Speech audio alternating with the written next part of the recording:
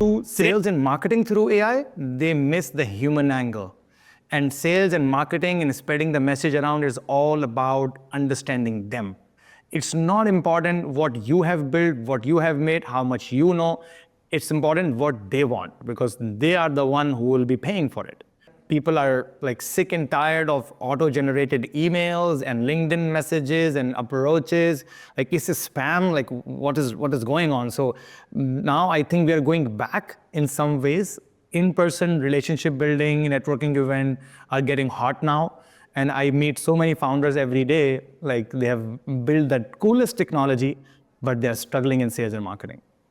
Yeah, I am seeing the exact same thing. I mean, my inbox on LinkedIn and my email is completely inundated with, "Hey, I saw this podcast, buy my product." And I'm like, that's not an authentic message. You don't know who I am, and it's just a lazy way of doing things. And I do think you're right. I think the market is just so starved for authenticity that it's really, really tough to stand out. But I think for some people, there's a big opportunity too. The demand supply is still the main driving force. So before 2019, there were, for example, 100 customers sitting in US and Europe, and 50 companies from the world were trying to sell to them. And it made sense. But then after the technology boom, everyone saw technology people making a lot of money. So now kind of 500 companies from all across the globe are trying to sell to customers in US and UK. So when the demand supply equilibrium is disturbed like this is bound to happen. There is so much push towards processed food, convenience, affordability. And, 80s, 90s, this was all seen as a really good thing. Like, wow, I can get affordable food. I can get it fast. I can stay on the go, get moving. And then it just turned into this absolute disease and epidemic. And then people were saying, I cannot have another bit of processed food. I need organic. I need real vegetables. I need real food. I need something that's really healthy for my body.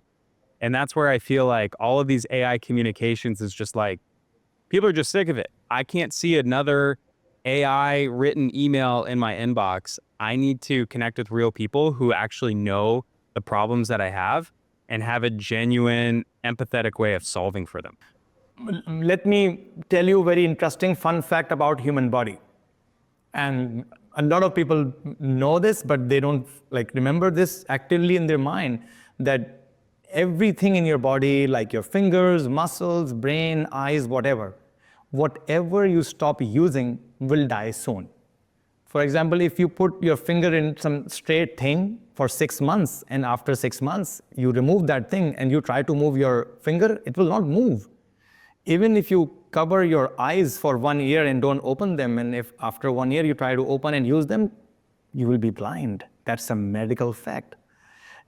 Exactly same with brain. So whenever we are trying to build our muscles, we are lifting weights, we do strength training. Exactly, brain is the same. So if we stop using brain muscles or brain, it will be unusable. So once another thing, the best thing which changed my life and perspective is once you go out in the wild, because you are also nature, and you are very tiny. Like, the thing which completely changed my perspective, there was a night when my friend bought a telescope and we set it up on a very rooftop of a hotel, and we set it up and we watched moon for like 2 to 3 hours. That night, after watching that, we all friends were sitting in silence for almost an hour. We were sitting in one room and not talking to each other. That thing changed the perspective, and that told me the reality of how tiny we are. He's an author, podcaster, life coach, tech guru, and founder. He has basically done as much as you can in the world of tech. And today, he's going to share a very unique perspective on how AI may actually be hindering the sales and marketing process. Consider your brain to be a database, and consider your brain has a LLM, it's a learning model, and the data to be fed to that brain is people. So if you have interacted with 10 people, your large language model is not giving good results. If you have met with 10,000 people, if you have met maybe with 100,000 people, so see your data, your database is filled with so much data, so the predictions, analysis, results, progress will be according to that.